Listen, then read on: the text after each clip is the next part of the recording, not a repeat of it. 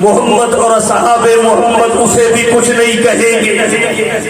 اور ابو داؤد کی روایت میں آتا ہے من دخل باب المسجد فہو آمن، جو مسجد میں داخل ہو گیا اسے بھی کچھ نہیں کہا جائے گا۔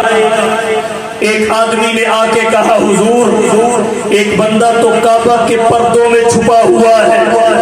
امام بخاری لکھتے ہیں جاء رجل، ایک بندہ آیا آ کے کہنے لگا ان ابن خطل متعلق باستار الکعبہ، عبداللہ بن خطل کعبے کے پردوں میں چھپ گیا۔ حضور نے فرمایا یہ گستاخ ہے، ناموس رسالت کی توہین کرتا رہا ہے۔ کعبے کے پردے محترم ہیں، کعبہ معزز ہے، مگر گستاخ کو کعبہ اور اس کا پردہ بھی پناہ نہیں دیتا۔ جائیے اقتلوہ، اس کے وجود سے زمین کو پاک کر دیجئے۔ حضرت ابو برزہ اسلمی گئے وہی جو نبی نے فرمایا۔ آپ نے ہر کسی کو معاف کیا مگر گستاخ کو معاف نہیں کیا۔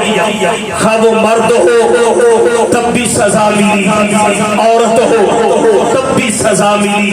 حالانکہ اسلام عورتوں کے بارے میں جو رحم کا مظاہرہ کرتا ہے، ان کے حقوق کا جس قدر علمبردار ہے، دنیا میں اس کی مثال نہیں ملتی۔ ظہور اسلام سے قبل عورت زندگی کا حق کھو بیٹھی تھی، پیدا ہوتے ہی زندہ منو مٹی تلے چلی جاتی تھی، وراثت سے محروم تھی اور بہت سارے ظلم و ستم کا نشانہ بن جایا کرتی تھی۔ آمینہ کے لال آئے، عورت کو حق حیات عطا کیا، عورت کو حق وراثت عطا کیا۔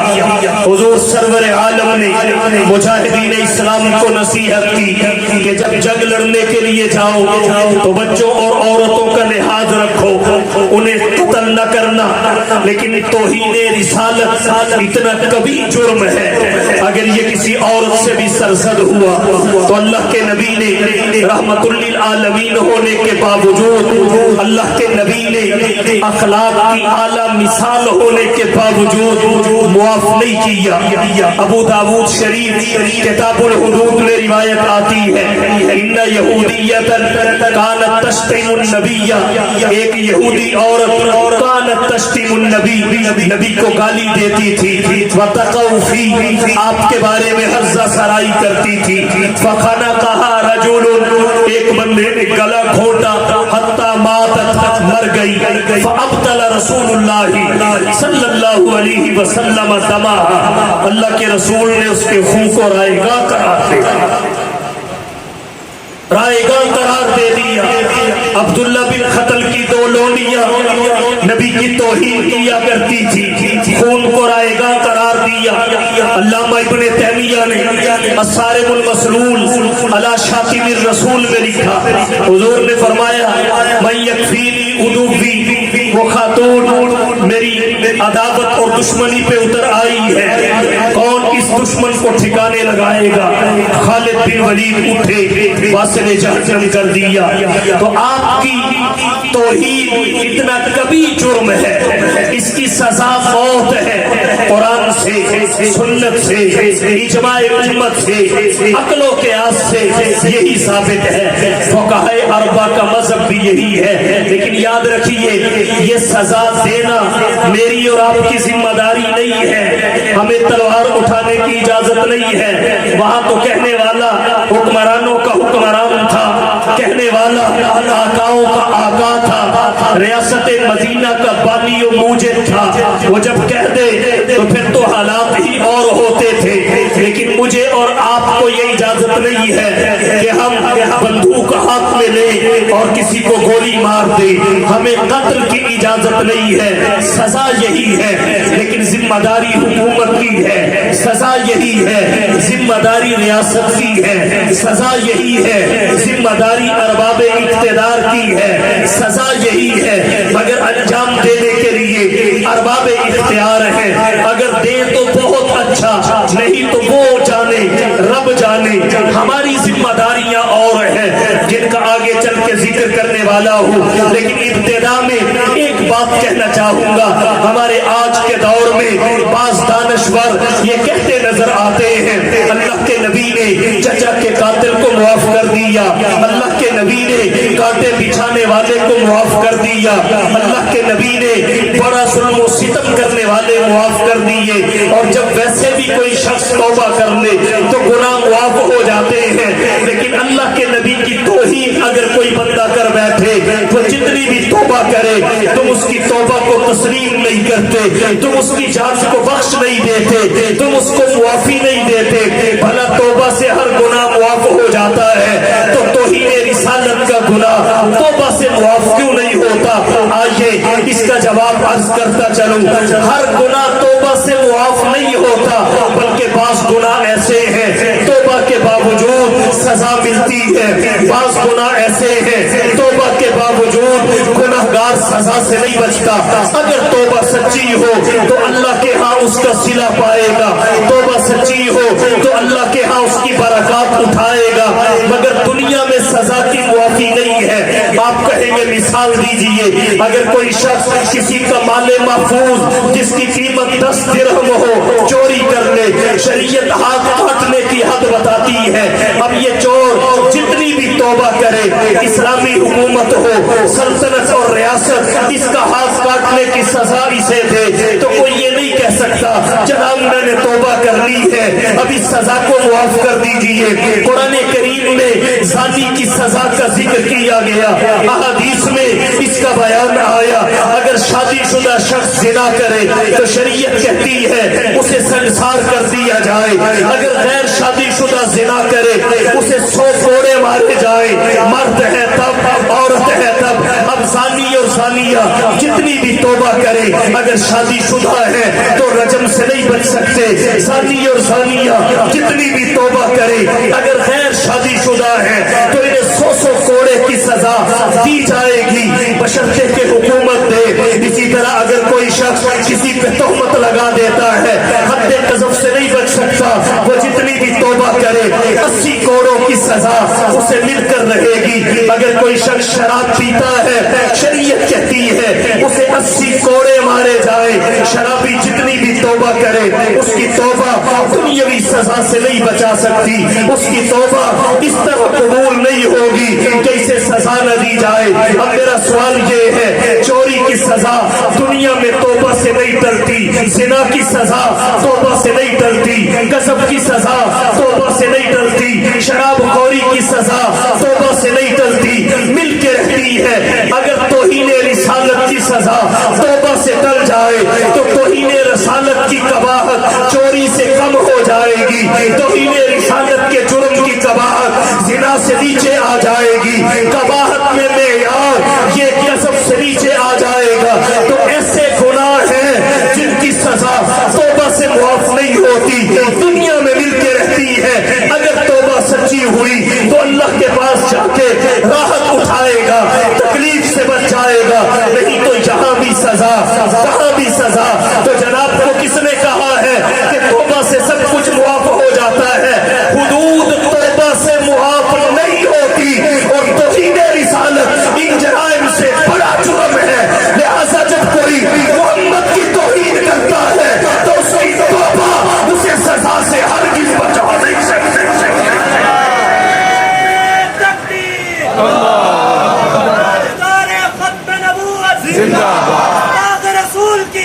اور کہتا ہوں قرآن و سنت میں اجماع و قیاس شرعی میں گستاخ رسول کی سزا موت ہے۔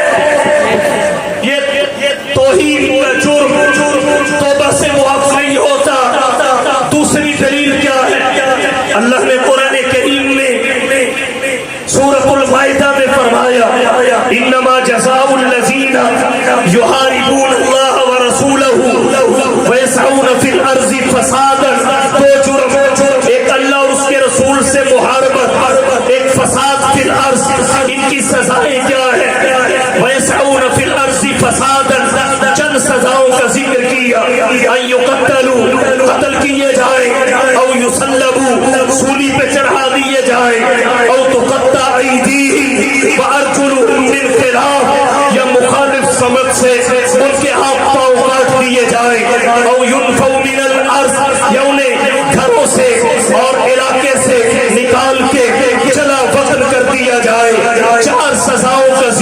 دیا کہ توہین رسالت فساد فی الارض ہے. 4 سزائیں ذکر کی گئی کہ جس درجے کا فساد فی الارض ہوگا اس درجے کی سزا ملے گی. نچلے درجے کا ہے تو جلا وطن، اس سے اوپر کے درجے کا ہے تو مخالف سمجھ سے ہاتھ پاؤں کاٹنا، اس سے اوپر درجے کا ہے تو سولی چڑھانا، قتل کیا جانا.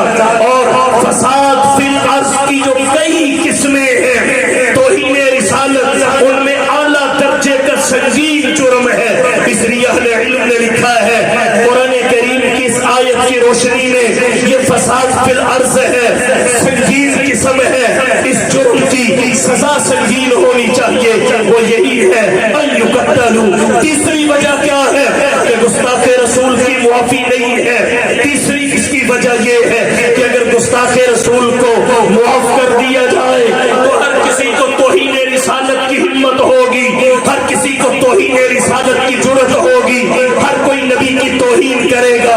ذات نبوت سے لوگ کھیلیں گے، عظمت نبوت سے کھیلیں گے، ختم نبوت سے کھیلیں گے، ناموس رسالت سے کھیلیں گے. اور جب شامت اعمال قریب آتی دکھائی دے گی پھر توبہ کا ڈھونگ رچائیں گے، پھر معافی کا کھیل کھیلیں گے. اس لیے شریعت کہتی ہے دنیا میں معافی نہیں ہے، اگر سچے دل سے توبہ کرتا ہے تو آخرت میں بھلے معاف ہو جائے، دنیا میں سزا ملتے رہے گی تاکہ کسی اور کو ہمت اور جرأت نہ ہو. تو پتہ یہ چلا گستاخ رسول کی سزا موت ہے، لیکن پھر نشاندہی کر رہا ہوں اس سزا کا دینا میرے ذمہ نہیں ہے، آپ کے ذمہ نہیں ہے، کسی مولوی اور پیر کے ذمہ نہیں ہے. یہ ریاست کا کام ہے، یہ حکومت کا کام ہے. اگر وہ کرے تو فبیہا، لیکن اگر وہ نہیں کرتی تو ہماری ذمہ داریاں اور ہیں. ہماری ذمہ داریاں کیا ہیں؟ ہماری ذمہ داری یہ ہے ہم احتجاج تو کر سکتے ہیں، اپنا مطالبہ تو رکھ سکتے ہیں، حکومت کے سامنے اپنا موقف تو پیش کر سکتے ہیں، مجبور تو کر سکتے ہیں، لیکن قانون ہاتھ میں نہیں لے سکتے. ہماری ذمہ داری کیا ہے؟ اگر اس قسم کا کوئی واقعہ رونما ہوتا ہے تو ہماری ذمہ داری یہ ہے ہم اپنے پیغمبر کی عزت و عظمت کے در چرچے کریں، ہم اپنے پیغمبر کی شان اور مقام بتائیں کہ آپ نبی ہی نہیں نبیوں کے نبی ہیں، رسول ہی نہیں رسولوں کے رسول ہیں، پیغمبر ہی نہیں پیغمبروں کے پیغمبر ہیں. ایک آپ ہی تو ہیں جن کے لیے نبوت بھی ہے، ختم نبوت بھی ہے. ایک آپ ہی تو ہیں کہ سب کی نبوت قوموں تک محدود ہے. آپ کی نبوت پوری انسانیت کو اپنے دامن میں سمیٹ لیتی ہے. ایک آپ ہی تو ہیں جن کی امت خیر الامت ہے. ایک آپ ہی تو ہیں جن کی شفاعت کبریٰ و عظمیٰ ہے. ایک آپ ہی تو ہیں جن کا کلمہ امتوں نے نہیں نبوتوں نے پڑھا ہے. ایک آپ ہی تو ہیں جنہوں نے امامت امتوں کی نہیں نبوتوں کی کروائی ہے. ایک آپ ہی تو ہیں جنہیں اللہ نے فقط کتاب ہی نہیں اپنا کلام عطا کیا ہے. ایک آپ ہی تو ہیں جنہیں اللہ نے معراج امتحان کی شکل میں نہیں انعام کی شکل میں کروایا ہے. ایک آپ ہی تو ہیں جن کا معراج فرش زمین پہ نہیں بلکہ عرش بری پہ کروایا ہے.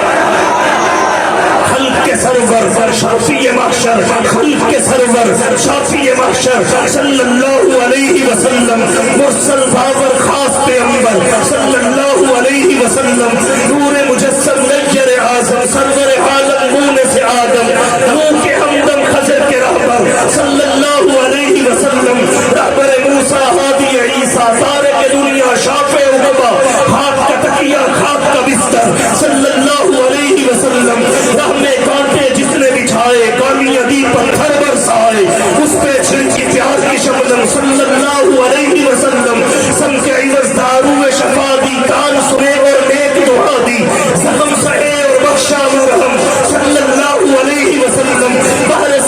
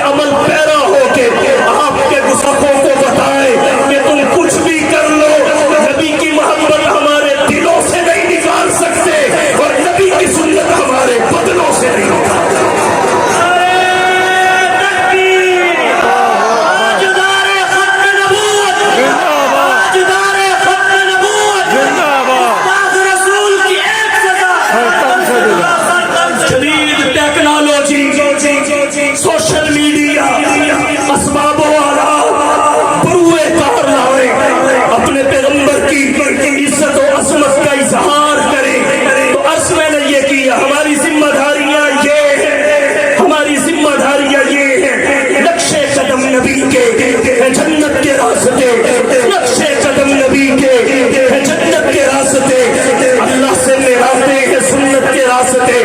یہاں ایک بات اور عرض کرنا چاہوں گا، کفر متعدد طریقوں سے رسالت کے ناموس پہ حملہ کرتا ہے، توہین رسالت کرتا ہے، کارٹون شائع کر دیے، فلم ریلیز کر دی، گستاخانہ کلمات کہہ دیے، متعدد طریقوں سے ناموس رسالت کی توہین کرتا ہے۔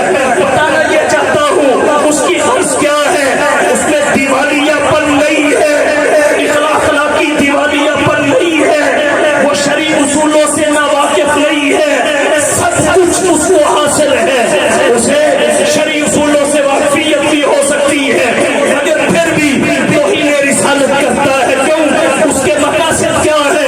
اس کا ایک مقصد اسلام اور مسلمانوں کی عداوت اور ان سے نفرت کا اظہار ہے، اظہار نفرت کے لیے وہ اس قسم کا اقدام کرتا ہے۔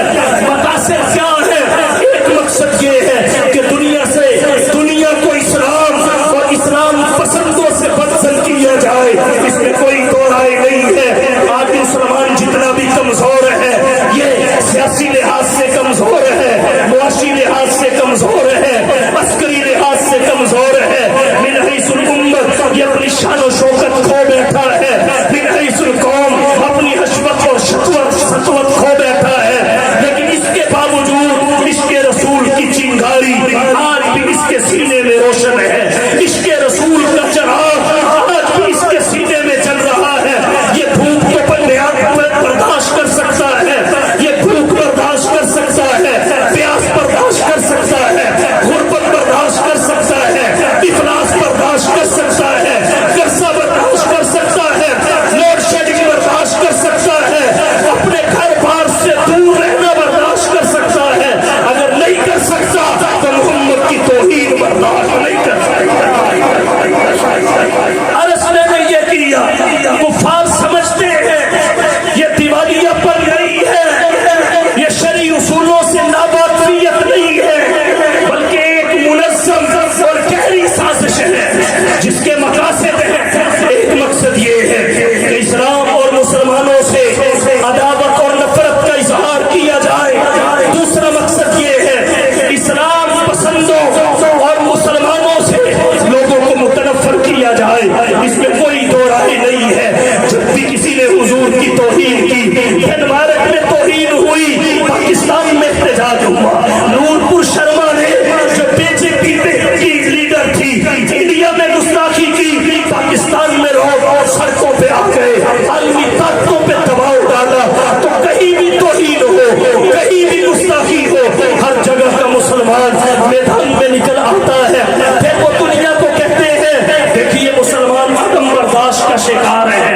مسلمان انتہا پسند ہے، مسلمان شدت پسند ہے، ان میں برداشت نہیں ہے، وہ اپنے مذموم مقاصد اس طرح حاصل کرتا ہے۔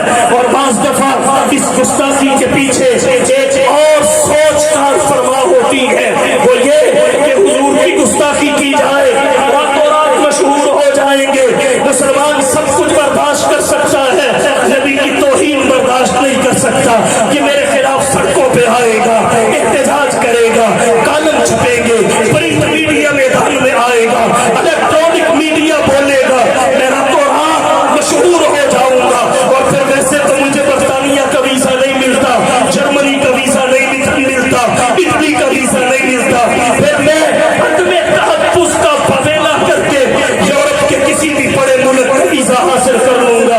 ویزوں کے لالچ میں بعض مسلمان بھی اپنی آخرت کو تباہ کر لیتے ہیں، اس قسم کے مقاصد ہیں جو توہین رسالت کے عمل کو جنم دیتے ہیں۔ تو بہرحال جب بھی ہو ہمیں عقل اور شعور کا دامن ہاتھ سے نہیں چھوڑنا چاہیے، اپنی حدود میں رہ کے محمد سے نسبت اور محبت کا اظہار کرنا۔ آج مغرب کہتا ہے حضور کی توہین اگر کوئی کرتا ہے تو اسے کرنے کا حق ہے، اور وجہ یہ بتاتا ہے یہ آزادی اظہار رائے، یہ آزادی اظہار رائے ہے۔ یاد رکھیے انبیاء کی توہین تو انبیاء کی ہے، کسی عام آدمی کی توہین بھی آزادی आज़ादी इज़हार के ज़ुमरे में नहीं आती। आम आदमी की तौहीन भी आज़ादी इज़हार राय के ज़ुमरे में नहीं आती। याद रखिए, तौहीन न मज़हब हो सकता है, तौहीन न हक हो सकता है, तौहीन न मज़हब हो सकता है, तौहीन न हक हो सकता है, ना ही आज़ादी इज़हार राय कहला सकता है, बल्कि ये आलमी ताकतों के यहाँ आलमी कवानीन में भी कन्फर्म जुर्म है। तौहीन मज़हब नहीं है, इसलिए कि तमाम मज़ाहिब नासिक मज़हब इस्लाम है, जो कहता है ला तसुब्बुल्लज़ीना यदऊना मिन दूनिल्लाहि फयसुब्बुल्लाह अदवन बिग़ैरि इल्म। झूठे खुदाओं को भी गाली ना दो, वो सियासती करते हुए तुम्हारे सच्चे ला तसुब्बुल्लज़ीना यदऊना मिन दूनिल्लाहि फयसुब्बुल्लाह अदवन बिग़ैरि इल्म। तो तौहीन किसी भी शख्स की ये मज़हब नहीं है, ये हक भी नहीं है, जुर्म है। हक क्या है? अल मुस्लिम मन सलिम अल मुस्लिमून मिन लिसानिही। हक क्या है? किसी की ग़ीबत ना करना, चोरी ना करना, इल्जाम ना लगाना, उल्टा नाम ना लेना। हुकूक तो ये है, ये आज़ादी इज़हार भी नहीं है। आप फ्रांस का आइन उठाइए, जर्मनी का आइन उठाइए, अमेरिकन सुप्रीम कोर्ट का फैसला उठाइए, आपको ये सराहतें वाज़ेह तौर पे मिलेंगी कि आज़ादी इज़हार राय का हक तब तक तस्लीम किया जाएगा जब तक उससे किसी दूसरे का हक मुतासिर और मजरूम हो। इस हक को तब तक इस्तेमाल किया जाएगा जब तक दूसरों की शख्सी इज्जत और तकरीम पे हमला ना करे।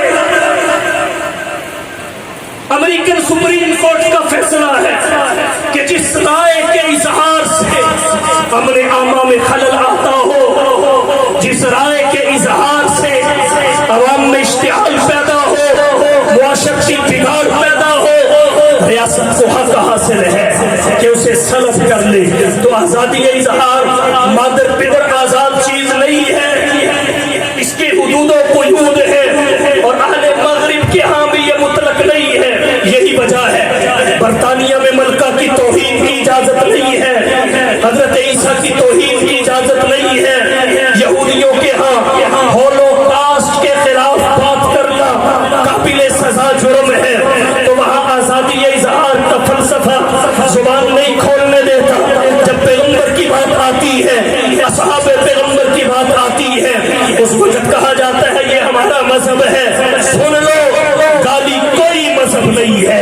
कहा जाता है ये हमारा हक है, ये हक नहीं जुर्म है।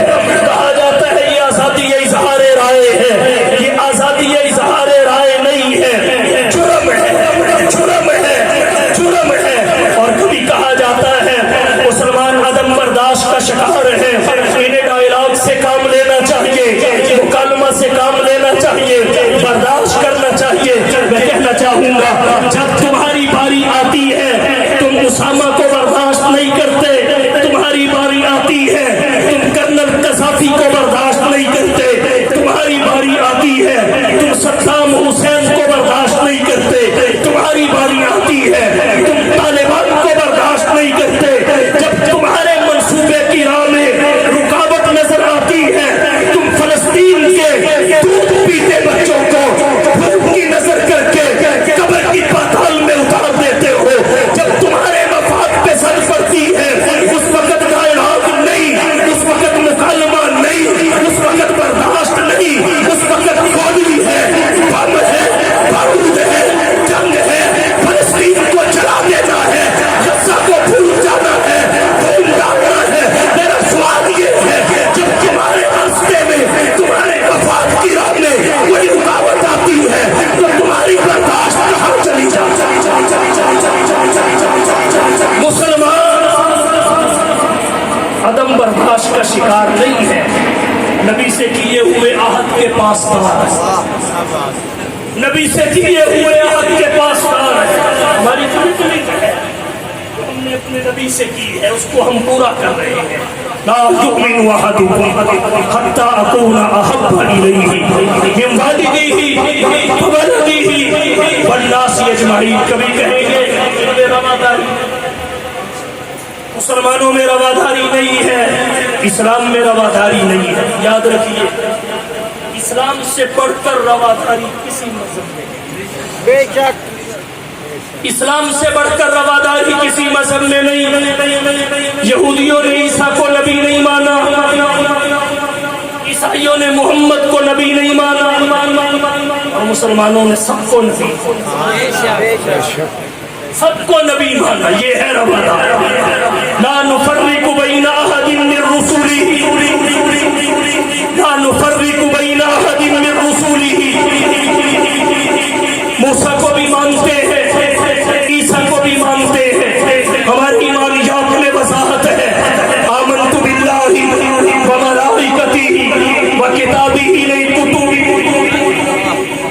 صرف قرآن پہ ایمان نہیں، تورات پہ ایمان بھی ضروری ہے، انجیل پہ ایمان ضروری ہے، زبور پہ ایمان ضروری ہے، ابراہیم اور موسیٰ کے صحیفوں پہ ایمان ضروری ہے.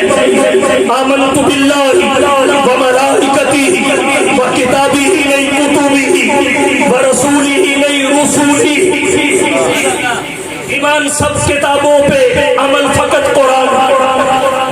ایمان سب نبیوں پہ، اتباع فقط نبیوں کے نبی کے. تو یہ ہے اسلام کی رواداری. یہودی عیسیٰ کو نبی نہیں مانتے، عیسائی محمد کو نبی نہیں مانتے. مسلمان سب کی نبوت کا اقرار کرتے ہوئے کہتے ہیں وہ نبی ہے مصطفیٰ خاتم النبی. آپ خاتم النبیین ہیں. ایمان سب پہ، اتباع فقط آپ کی. نبی آتے رہے، آخر میں نبیوں کے امام آئے. نبی آتے رہے، آخر میں نبیوں کے امام آئے. وہ دنیا میں خدا کا آخری لے کر پیام آئے. جھکانے آئے بندوں کی جبیں اللہ کے در پر، سکھانے آدمی کو آدمی کا احترام آئے. وہ آئے جب تو عظمت بڑھ گئی دنیا میں انصاف کی. وہ آئے جب تو انصاف و فرشتوں کے سلام آئے. وہ ہے بے شک بشر لیکن تشہد میں اذانوں میں جہاں دیکھو خدا کے نام کے بعد ان کا نام آئے.